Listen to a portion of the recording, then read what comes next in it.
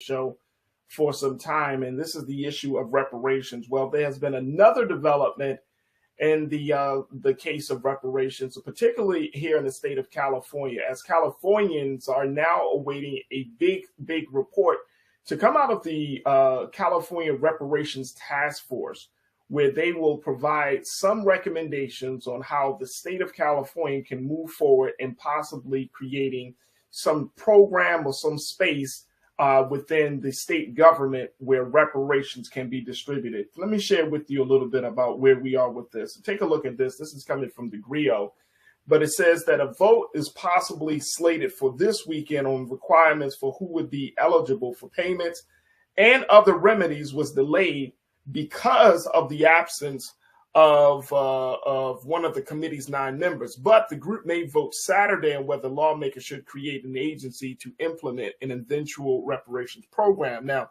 lawmakers passed legislation in 2020 creating the task force to assess how this legacy of slavery harmed African Americans long after its abolition through education, criminal justice, and other disparities. The legislation directs the task force to study reparations proposal with a special consideration for the descendants of enslaved Black people living in California, and is not meant to create a program in lieu of one from the federal government. Let me bring in my brother. One more. The first of its kinds is the country, but some use the group's latest 2-day meeting in Sacramento to warn that not enough Black Californians are sufficiently informed about its work. All right, let me bring my brother in, Brother Michael Imhotep, who is a researcher, scholar. He's host of the African History Network podcast show, and you can see it on YouTube and in other social media. And we're happy to have him on Mondays as well. Brother Michael, how are you, sir? Good afternoon. Hey, Farajii, I'm doing all right. Can you hear me okay? Yes, sir. We can hear you. We can hear you. All right. So you've been staying on top of this reparations piece.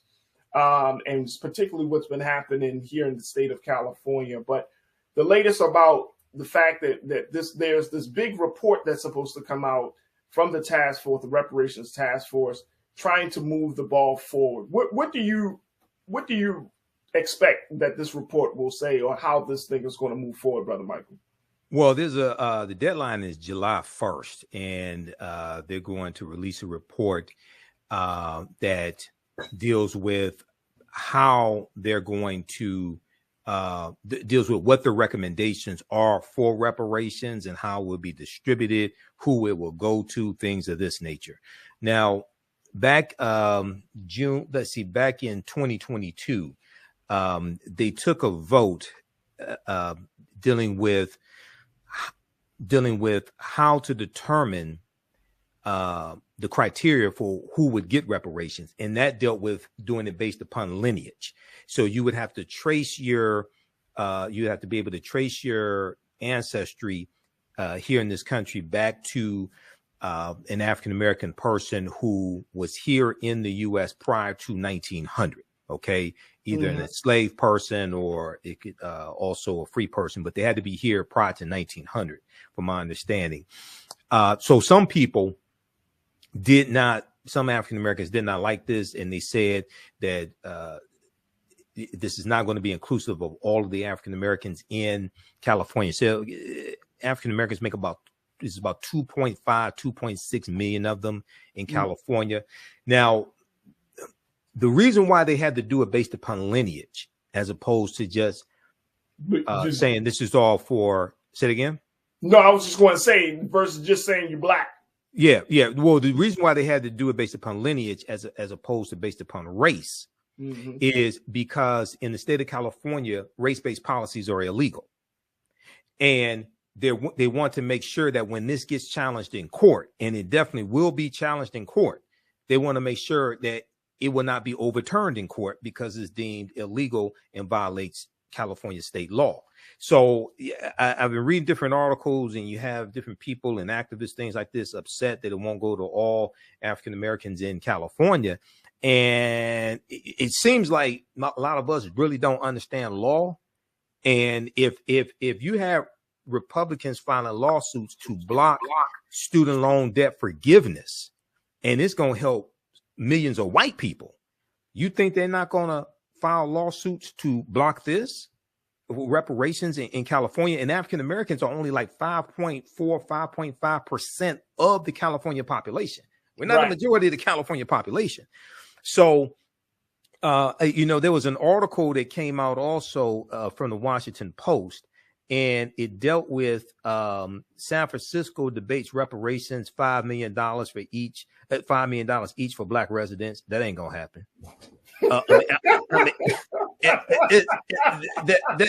That's not gonna happen at all. I mean, not in your wildest dreams will something like that happen. And Dr. Darity, you had to shoot it down like that. That $5 million. No, that's not gonna happen. That's like the study. There was a study that came out a couple of years ago. Yeah, this one right here. There was a study that came out a couple of years ago, and it said African Americans were owed $6 quadrillion for slavery. $6 quadrillion did not exist in the entire world when the study came out.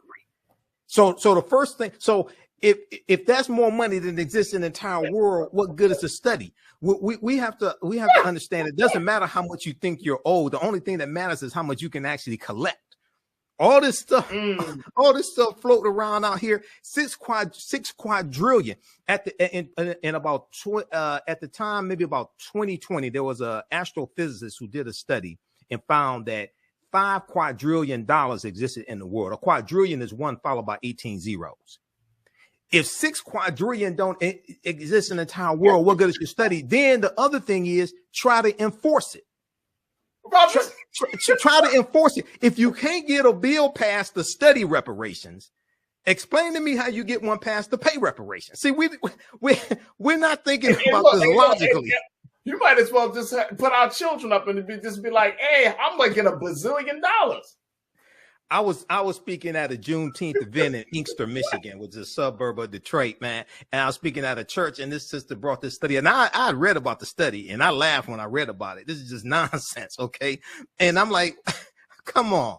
But unfortunately, sometimes we throw out these crazy numbers, and at the same time, we have to look at how do you get this enforced. But if your argument is, okay, our ancestors worked for free for 246 years, therefore they're owed this money because they work for free. The first premise question that I would ask is, what law are you citing that slaves were supposed to be paid in the first place? If your argument is that that the descendants should be paid because our ancestors work for free, how do you can't enforce it?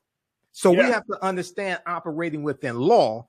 That's why what California is doing is excellent, and people should start reading the 500-page study that they released, which is the most comprehensive study dealing with inequities and discrimination or racism against African Americans since the Kerner Commission report came out in 1968. Okay, but so we need to understand that, but also, and I know we're coming up on a break, the Black Freedmen Indian Treaties of 1866 is one of our best chances to get some type of restitution, because many of our ancestors were getting benefits from those treaties, but they got kicked out of those treaties around 1941. See, I'm for what will ever work, but to understand what will work, we need to understand a history of what has worked. And the Black Freedmen Indian Treaties, there's a documented history of that working.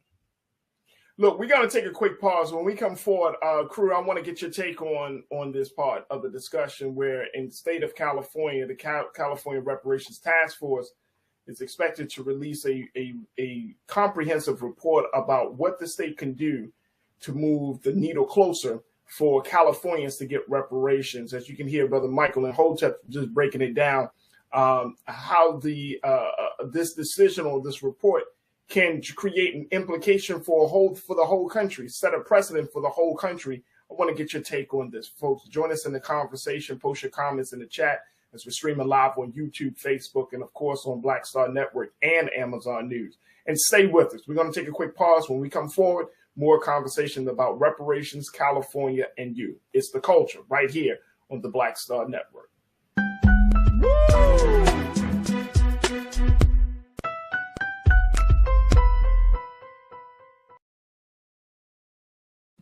All right, folks, welcome back to the show. We've been talking about reparations and how Californians are awaiting a big report to come from the Reparations Taskforce, which would give some ideas as to how the state of California can pay reparations or give reparations for Black people whose lineage shows that they are connected, that they were involved in the enslavement Black people in this country. It is a big conversation that just recently, and even though this discussion has been around for over these past couple of years, especially with the justice, the efforts around police brutality and other social justice issues, now reparation is coming back into the conversation in a very big and mainstream way.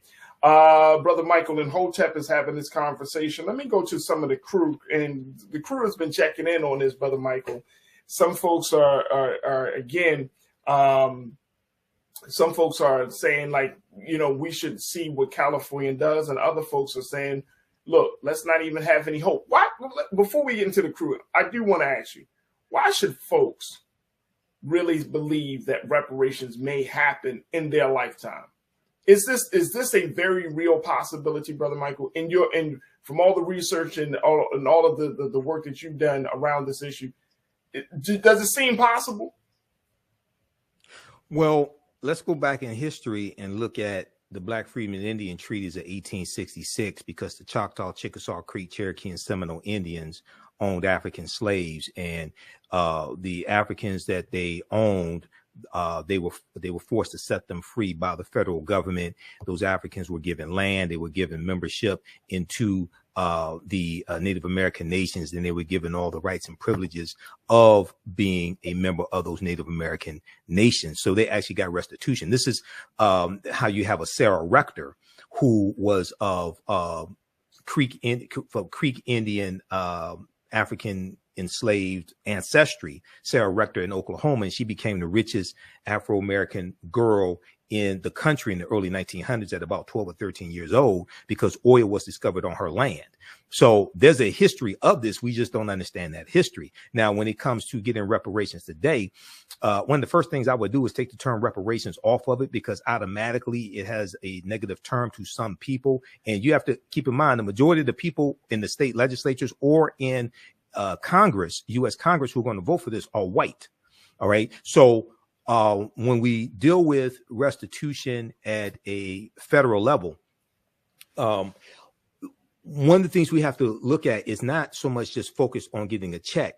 We need comprehensive reparations. So the laws and policies that were put in place that have negatively impacted African Americans for decades, you have to reverse those laws and policies. At the same time, you have to show how it's beneficial to America in general to correct the wrongs. This is why when we look at the study that we talked about last week, when we talked about Japanese Americans who were united to help African Americans get reparations, and the study, the article from CBS news.com that talked about how the U.S. economy had lost $16 trillion over the last 20 years because of racism.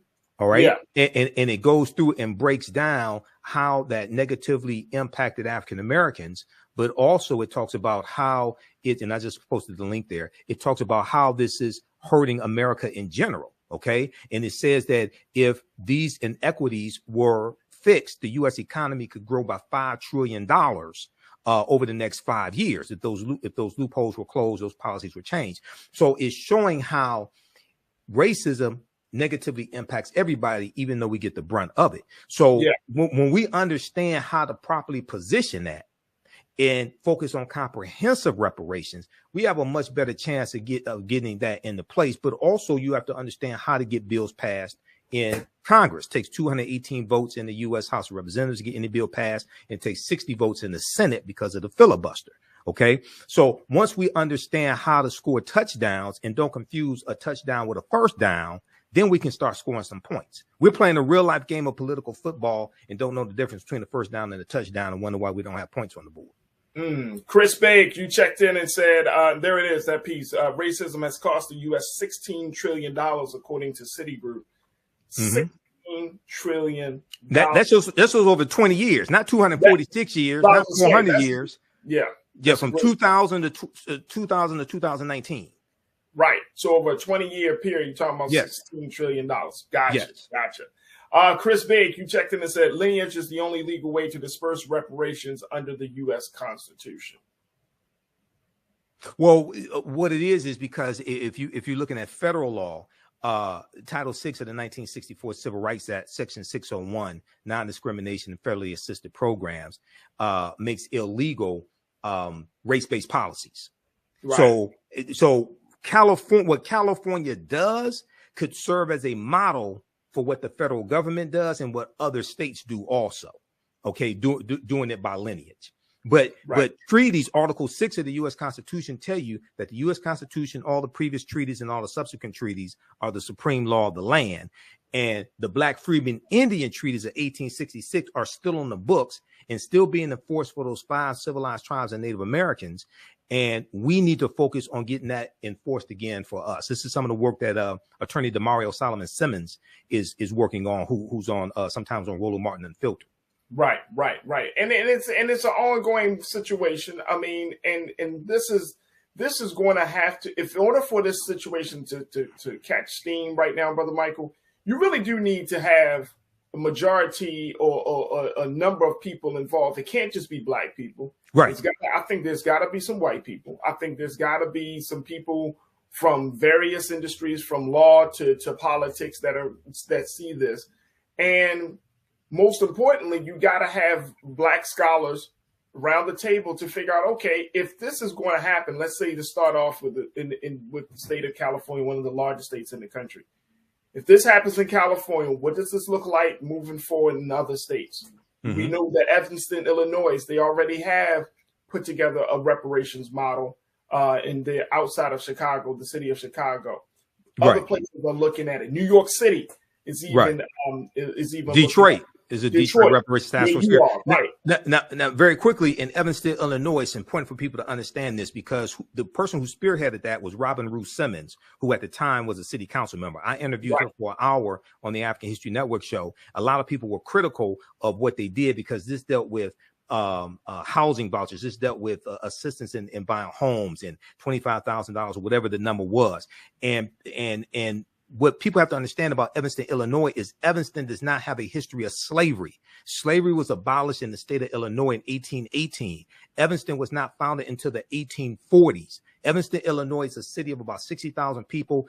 Percentage of African Americans is 16%. They don't have a history of slavery, but they had a rampant history of housing discrimination and redlining. So the city council was addressing the harm that the city inflicted, not what the state of Illinois inflicted or what the U.S. government inflicted.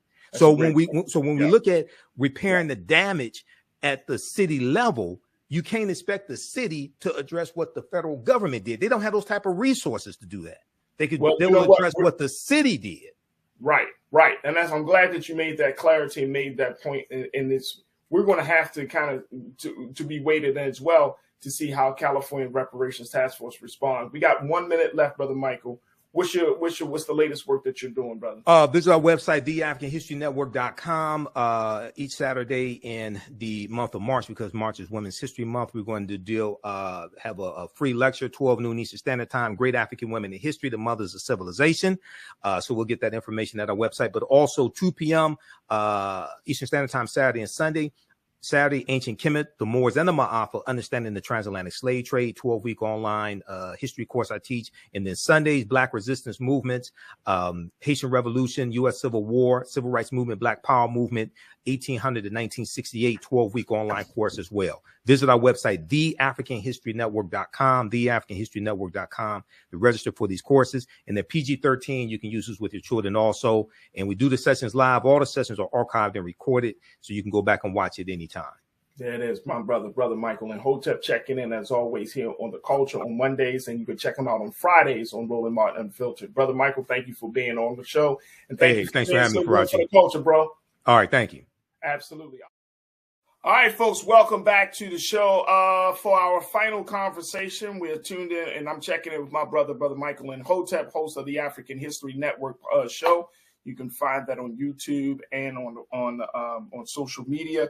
But I wanted to have a conversation that Brother Michael, once again, he brought this to my attention, and I'm glad my brother did, where he talked about Japanese Americans and how they are making it clear that because they receive some form of reparations, Black Americans should too. Let me bring my brother back into the frame around this. And Brother Michael, this is very, very interesting. When I read the piece that I saw, I was like, well, it makes sense. And it will take, I think this will take the conversation to the next level. Let me just share with y'all, with our crew, what folks are saying. Here's it is from AP. This is what's happening now, folks. Take a look at this. From California to Washington, D.C., activists are joining revived reparation movements and pushing for formal government and compensation for the lasting harm of slavery's legacy on subsequent generations, from access to housing and education to voting rights and employment. Japanese American activists in California are studying the landmark report issued by the California's task force and plan to reach out to college students, churches, and other community groups to raise awareness about why Black reparations is needed and how it intersects with their own struggle. All right, Keenan, let's stay right there for a minute. Then we'll share the second quote in a minute. But I want to go to you, Brother Michael, on this. This is very interesting because I remember, Brother Michael, when that conversation, and make sure you're not on mute, big bro. I remember, yes. There we go.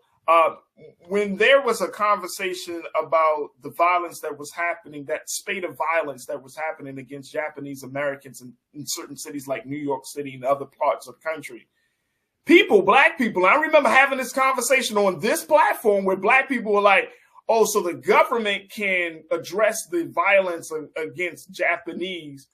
And we're talking about, supporting the Japanese community, but then we're not talking about what's been going on for Black people, which is understandable.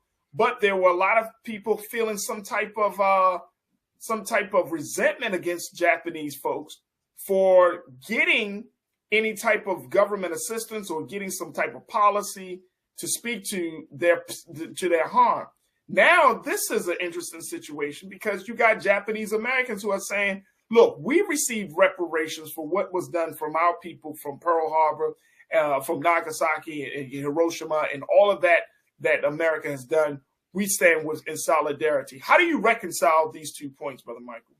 Well, number one, people have to really understand the history prior to 1988. The first hate crimes act ever signed into law in the history of this country was signed into law in 1968 by President Lyndon Baines Johnson. It was part of the Fair Housing Act, and it was a result of the modern day civil rights movement, and it was largely for African Americans. That's the first hate crimes act ever signed into the history of this country.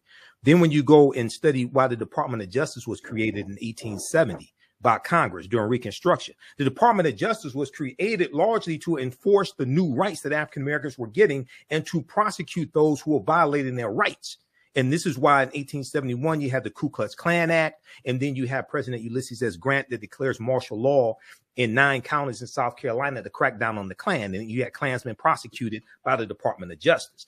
When we look here at what Japanese Americans got, first of all, it's important to understand which Japanese Americans got a one-time payout of $20,000, which totaled over $1.6 billion. It was approximately 82,250 Japanese Americans. It was not all Japanese Americans in the country. It went to those directly who were put into those internment camps during World War II, about 1941 and 1945 or so.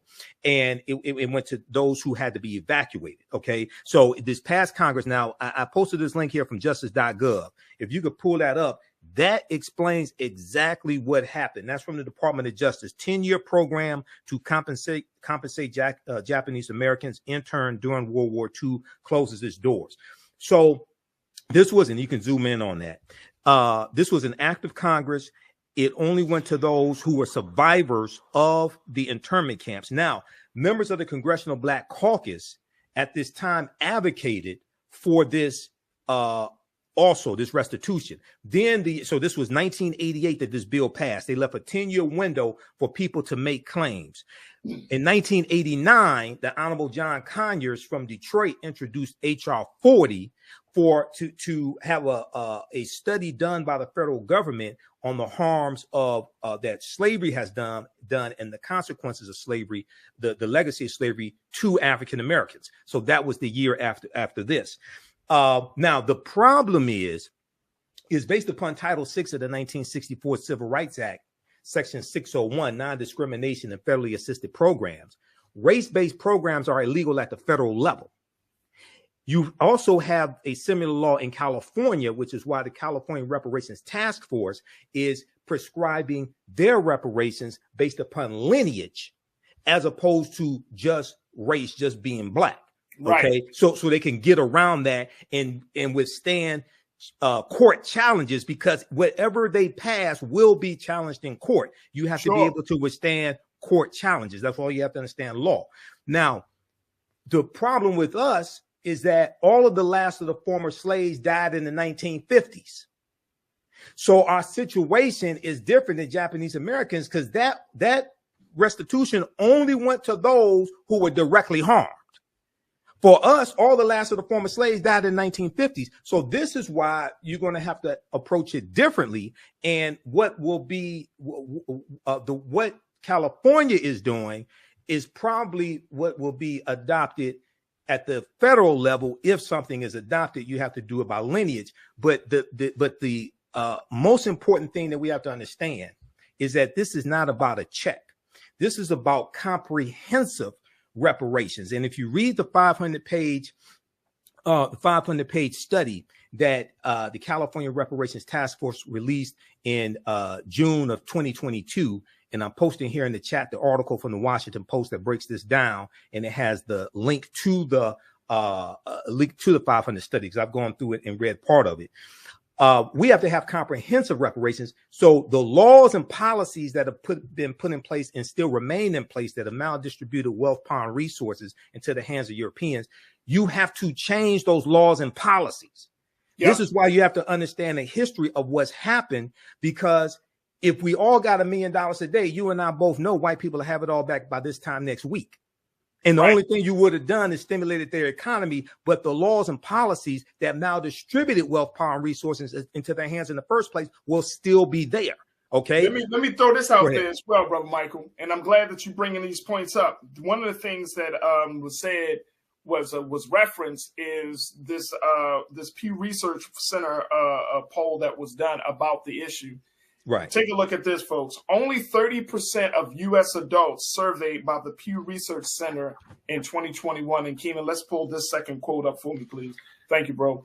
Only 30% of U.S. adults surveyed by the Pew Research Center in 2021 supported reparations for slavery. That was in 2021. That's 2 years ago. 77% of whom were Black Americans. Wow. That was 2 years ago, folks.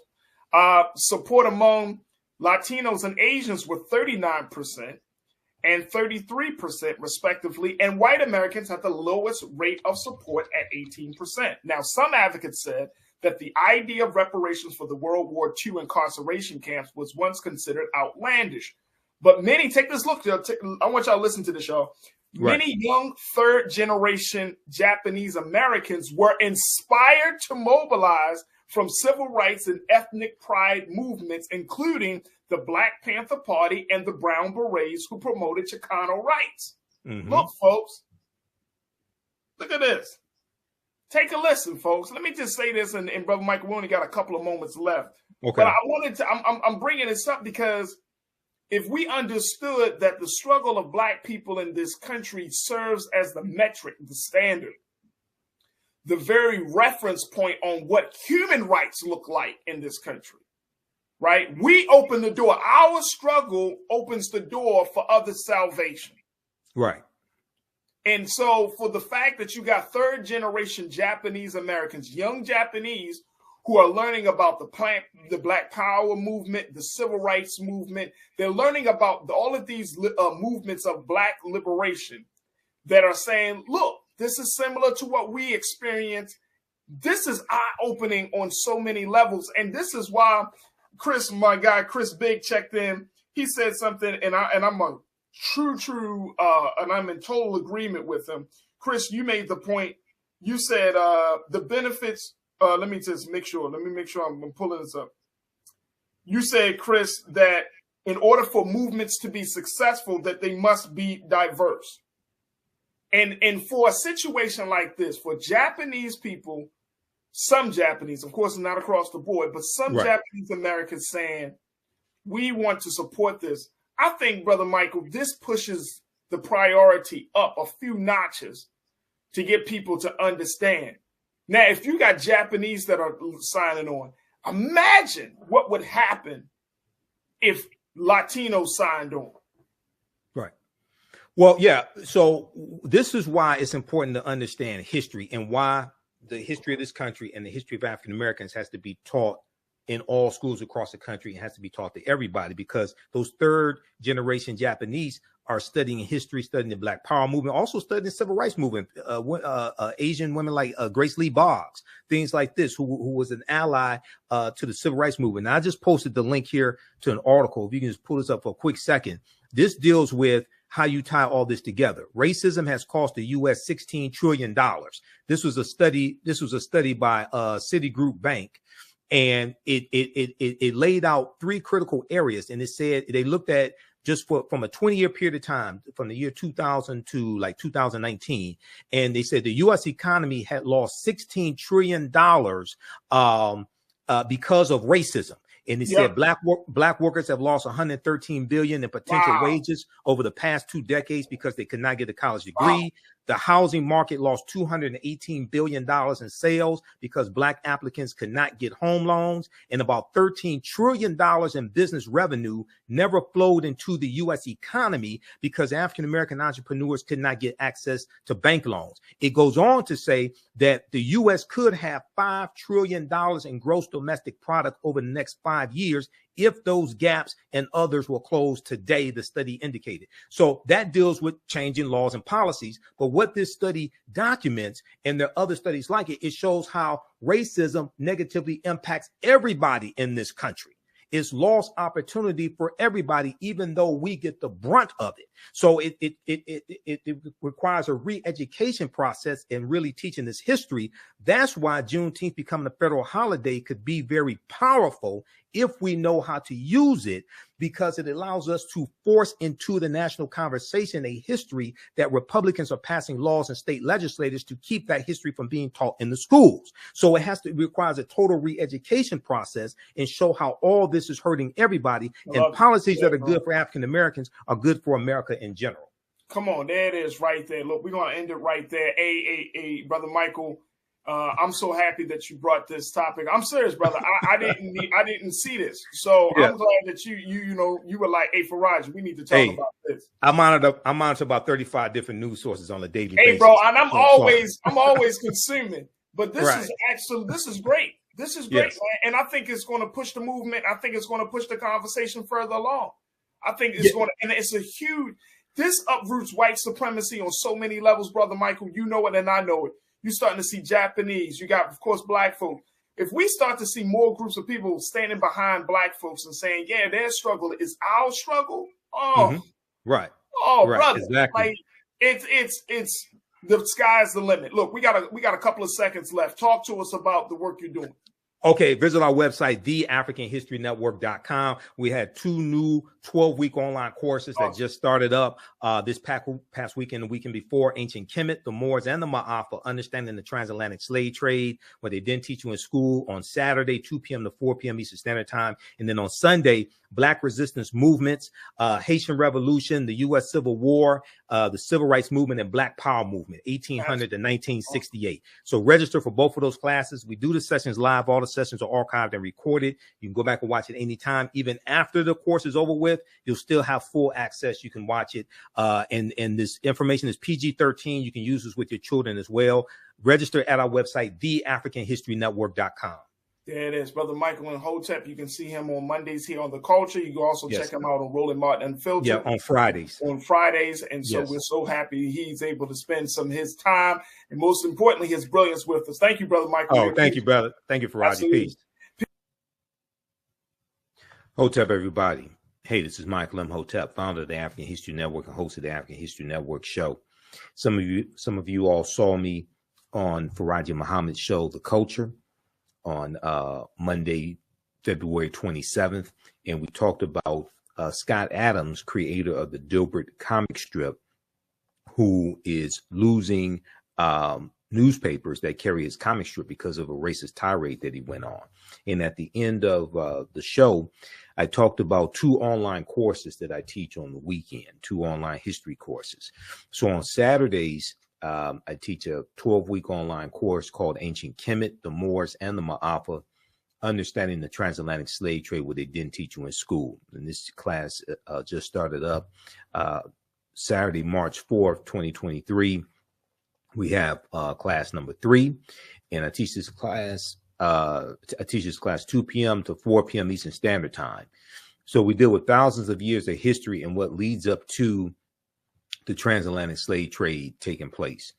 I do a PowerPoint presentation. We have book references, articles, video clips, and you never look at history the same way.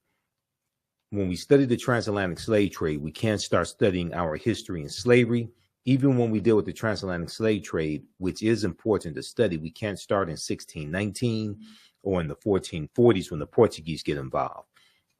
We have to understand the history chronologically and deal with the 800-year occupation of Europe by the Africans known as the Moors, who enter into the Iberian Peninsula, today known as Spain and Portugal, from North Africa in 711 AD, and they take the teachings from ancient Kemet, ancient Egypt, into Europe.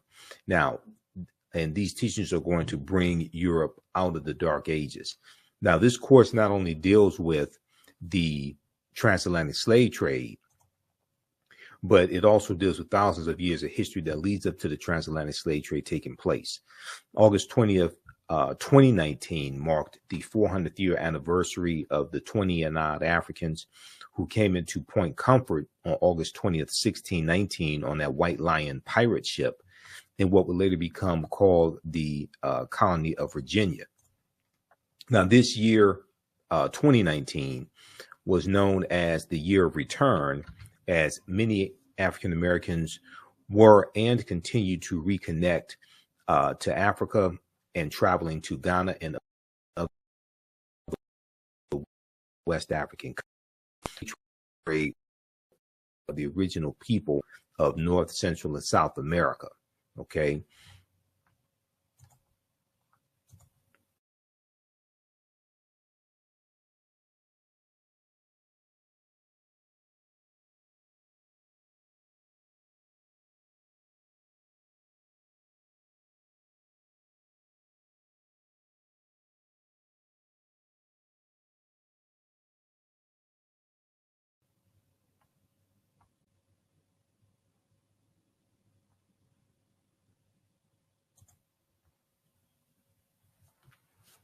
So this year was known as the year of return, 2019, as many African Americans were and continue to reconnect to Africa and traveling to Ghana and other West African countries. When we discuss the transatlantic slave trade, we have to first understand that African people are the original people of North, Central, and South America and have been in the land we call the United States of America at least 51,700 years. And one of the sources that we use in the class is Dr. David Imhotep's book, The First Americans Were Africans, Documented Evidence. Now, you don't have to buy any of these books to follow along in class, but we use them for reference. So there's about 70, 80 articles that we reference as well. Visit our website, theafricanhistorynetwork.com, theafricanhistorynetwork.com. And we have the information right on the homepage of the website. 12-week online course, Ancient Kemet, the Moors, and the Ma'afa, Understanding the Transatlantic Slave Trade, what they didn't teach you in school. So this class is on sale, $80 right now. Our next class is Saturday, March 4th, 2023, 2 p.m. to 4 p.m. Eastern Standard Time. Click right here to register for the full course. So I do the sessions live. All the sessions are archived and recorded. Even after the 12-line course is over with, you can go back and watch the entire course as much as you want to. You'll have full access. All right. And then we also have a bundle pack where you get both classes that I teach on sale for $120. That's a $300 value. There will be 5 of my lectures that will be in the video library when you log into your account, and you'll be able to watch 5 of my lectures as a free bonus as well. Now, the second class that I teach deals with history from 1800 to 1968. And this is Black resistance movements from the Haitian Revolution to the Civil War, Civil Rights Movement, and Black Power Movement, 1800 to 1968. So I teach this class on Sundays, 2 p.m. to 4 p.m. Eastern Standard Time. Our next class is Sunday, March 5th, 2023. And with this course here, we study in depth this 168, 170 year period of history. Okay, this is a 12-week online course as well. Same structure as the first class. Click right here to register here. And we have to understand that history leading up to the Civil War, what led up to the Civil War taking place, but then also understand what happened after slavery ended as well. Okay, and this helps us understand how we got to where we are today. What were the laws and policies? What were the laws and policies that were put in place to put us in the predicament that we're in today as African Americans, to understand where we need to go from here? Okay, so in the aftermath of the insurrection on January 6, 2021, at the U.S. Capitol, many leading historians drew parallels between the violence that we saw January 6, 2021, and the Reconstruction era, which is 1865 to 1877. And this is the period after the Civil War ended in 1865.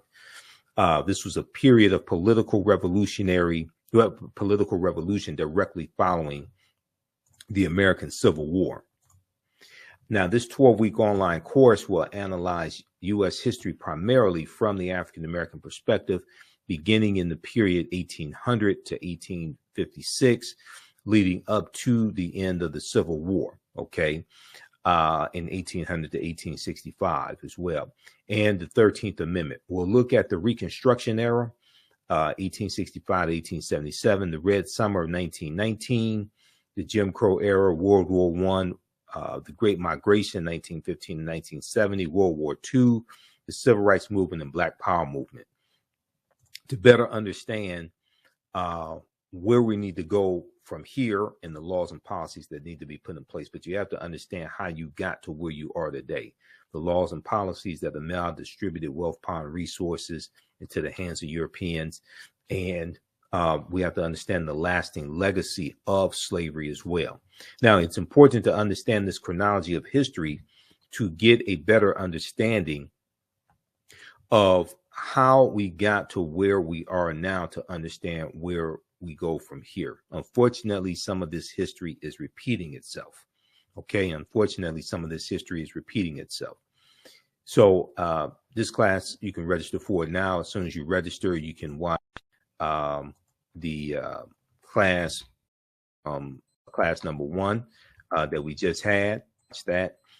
All right. Now, there's a good article from time.com that we reference in the class as well. There's a good article from Time Magazine, time.com.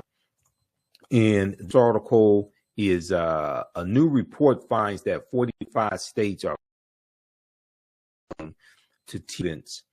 A new report finds that 45 states are failing to teach students about the period that shaped race relations after the Civil War. And they're talking about the Reconstruction era. Okay, the Reconstruction era. And if we look briefly here at this article, it says scholars say studying the aftermath of the Civil War help context many of the most seminal events in the U.S. in recent years, from the brutal murder of George Floyd by police to the voter suppression laws enacted after Black voters played a big role in helping Joe Biden and Kamala Harris be elected president and vice president in 2020.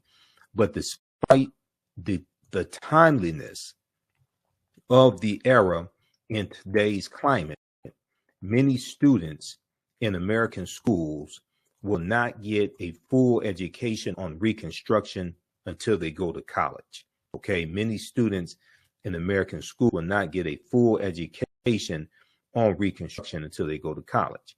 Now the problem is most of them are not going to go to college, or a good portion of them are not going to go to college. All right, so that's why the content of this course is so important. And your understanding of politics is directly related to your understanding of history.